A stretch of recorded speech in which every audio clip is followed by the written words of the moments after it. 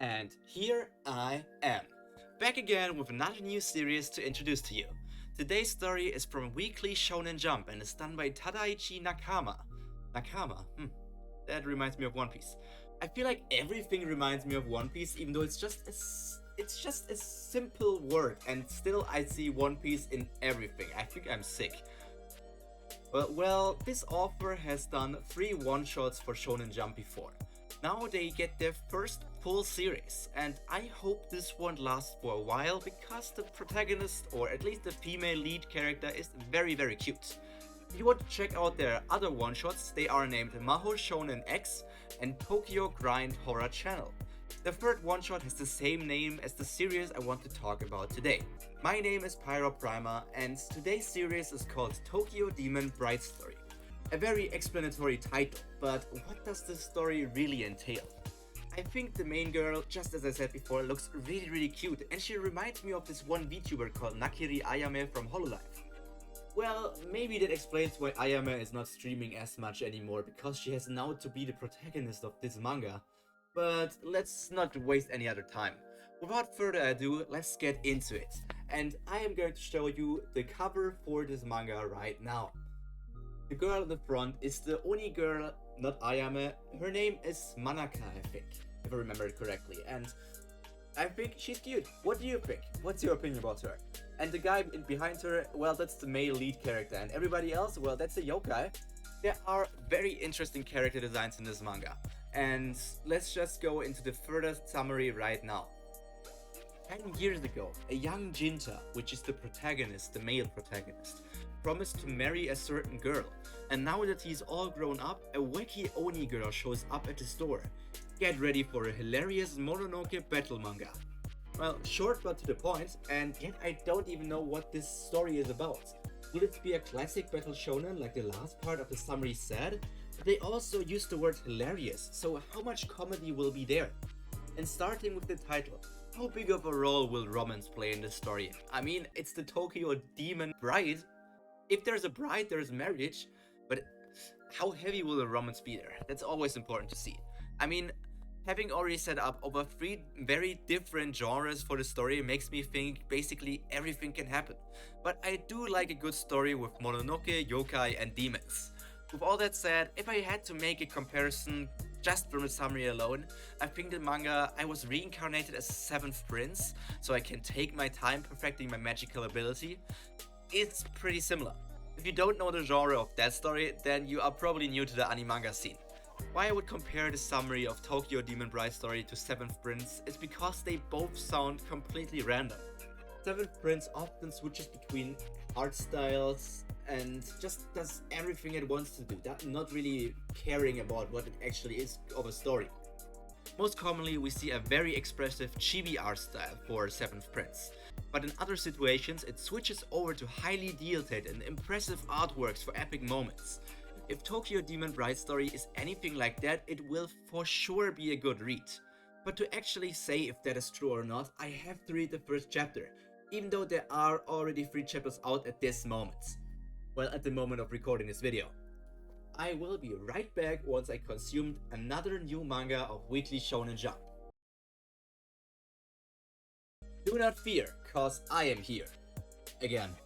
Tokyo Demon Bride Story, as far as the first chapter showed, is a more comedy-focused series. Like the summary told us, it builds around like the classic promised marriage between children, similar to another series like Nisekoi. To be honest, Nisekoi is pretty much the perfect comparison as far as I can tell right now. The mangaka can show great art skills for epic moments. The character designs, well, at least the ones I saw in the first chapter, were all pretty unique. I still love the design of the main girl. I have to press that even further right now. She is incredibly cute, but apparently also a real badass in combat. The quality of comedy is quite decent in my opinion. This chapter at least made me smile on multiple occasions. The male main character seems like a hard-working man, trying to provide not only for himself but also to keep other people healthy, and all that while he's still in high school. All of that is quite contrary to what one might think the first time one sees this character. He has a rough appearance, but as far as I can tell, a heart of gold. Nicely constant for a shonen protagonist. And he also has hidden powers.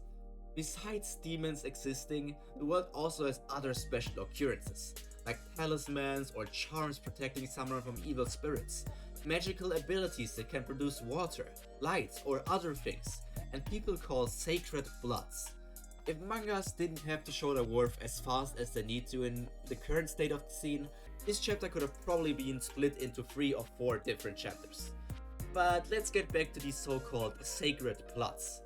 They are people with special bloods which attract spirits, but it also apparently gives them better strength or powers in like return for the downside of being attracted by spirits. Who would take the crazy guess that sacred bloods can also fight and grow incredibly strong? But for now, our male main character has to be protected by the cute Oni girl.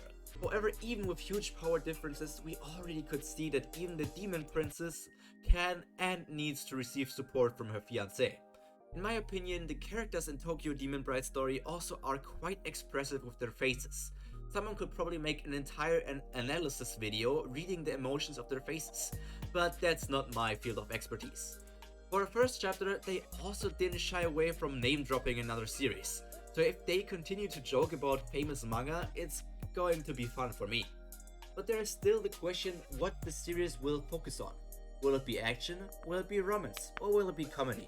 All 3 genres played a role in the first chapter, but if I had to summarize it, it was like 70% comedy, 20% action, and 10% romance.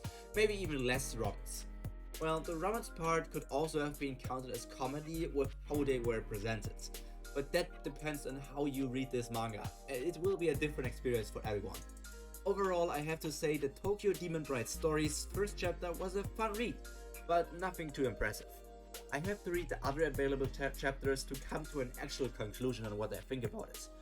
With 3 chapters out at the moment and weekly releases, it will at least progress at a nice pace. The chapter marks to keep an eye on are 16 to 20 and then again 32 to 40, as most manga first need to get over the 3-volume hurdle, and when they actually clear the 6-volume challenge, they are bound to stay for quite some time. So keep an eye on that. 3 volumes or 6 volumes are the big numbers, so between 16 and 14 chapters. If you get over that, the manga is probably going to stay for quite some time. A real goal is not something Tokyo Demon Bride's story established in the first chapter, but a story with demons can go in many different directions. If, however, the mangaka decides to go with a more episodic system, where most chapters don't have an overarching plot, I don't know what to expect. It can be everything. Personally, I'm not a fan of a series with such a system, but from time to time, if you just want to enjoy a cute Oni demon girl and forget all of your worries, well, that's fine I guess. But I think that's all for my first impressions. You have now reached the point of these new series videos where I go over from talking about what actually happened in the first chapter to what I expect to happen in the future, and what I would like to see as well. I love yokais, demon, and everything connected to them. So it would be amazing if the series could actually last long to give me more information about yokai so I learn more about them once again. Just like one of my favorite series, Nurario no Mago did. Because this one was Nurario no Mago was more focused on the battle aspect, but it also started out with a slight tendency to comedy, I would say. Maybe even a bit of slice of life. So they are not too different in that aspect, so I can only wait and see how Tokyo Demon Bride story actually develops. To watch this development of the male protagonist will be quite hype, if I call it that, as it is very likely that he will one day become probably one of the strongest people in the series. At least that's what I think. Well, he is a sacred blood as they call them, and sacred bloods might be able to achieve crazy things, but that's just guesstimating from me right now. We've seen demons fight in the series, but humans also always have a way to keep up with supernatural creatures, at least in stories like these. In this chapter alone, we already saw a charm that can keep low-level spirits away from houses. So who is to say that there are not charms, talismans, or spells that are strong enough to keep high-level spirits away from houses and other people? This obviously means that people like human exorcists will be a thing as well. And maybe there will be some sort of twist that the male main character will learn the techniques from exorcists. With barrier or attack spells, he can even create comedic moments in addition of becoming a strong combatant. If Tokyo Demon Bride's story will continue with a similar theme as Nisekoi, maybe our boy not only has a demon fiance, but also an exorcist one. That would for sure lead to some interesting moments, because the demon and the exorcist probably wouldn't get along. Another thing I want to happen is demon politics. The female protagonist apparently is the demon princess of the Hidashino realm. But are there other demon realms? Well, maybe there will be a big war between demons and humans, or demons and demons, or demons, demons and humans, or just between humans, because humans hate each other as well. The world could be much bigger than just Tokyo, but that completely depends on the path the mangaka wants to take. Leaving all the fighting stuff aside, a full-on love comedy story would be amazing as well. The Oni girl learning about human customs and trying out things for the first time will be incredibly cute to read. The same can be said for the human experience and demon things for the first time. I mean, always seeing new cultures and learning how to appreciate them is quite interesting to me at least. There are many possibilities for this manga and I can't wait to discover which one the author decides to go for. To continue my point system, I have to say that Tokyo Demon Bride's story, well, the first chapter was weaker than the other two I already talked about, but not by a lot. If Ginka and Luna is a 7.2 out of 10, I have to give this series a funny score for its comedic value. For me, the series was an entertaining 6.9 out of 10. But the story has potential. If it didn't, it probably would have never appeared in a Jump magazine. As always, I hope you enjoyed this video, and if you like this type of content, it would mean the demon world to me if you clicked on that subscribe button. The next goal of 100 subscribers technically isn't even that far away. But all that is left to say is stay happy, stay healthy, and most importantly, stay cultured. This has been Pyro Prima. See you in the next video. Bye!